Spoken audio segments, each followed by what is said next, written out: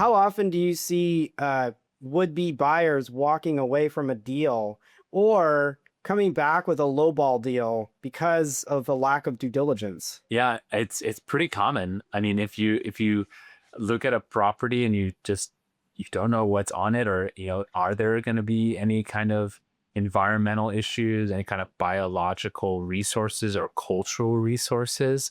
Uh, I I would say that it's if you don't know what you have, it is kind of a 50-50 crapshoot. So yeah, I mean, I had a project in Folsom, as a matter of fact, and you know, the seller had done some initial studies and had gotten an initial biological report, but there were a lot of holes in it. There was a lawsuit from some neighbors because they asserted there were some archaeological resources. So the seller just said, I'm gonna forego my project.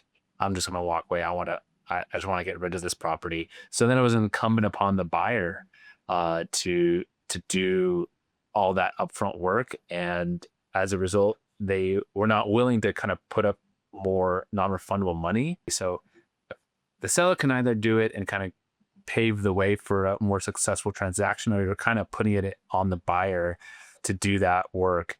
And you're kind of putting a lot of more risk in the deal, that they might uncover something that could derail the project, or they might walk away, or they would try to retrade for a much lower price. What are some of the maybe the other mistakes that you see sellers making before they list their properties? Yeah, I do see quite a few uh, red flags with sellers making statements that are kind of fluffing, and Yep. or just being over exuberant in their marketing, or say, oh, this is a prime development opportunity, but there's really no data to back it up.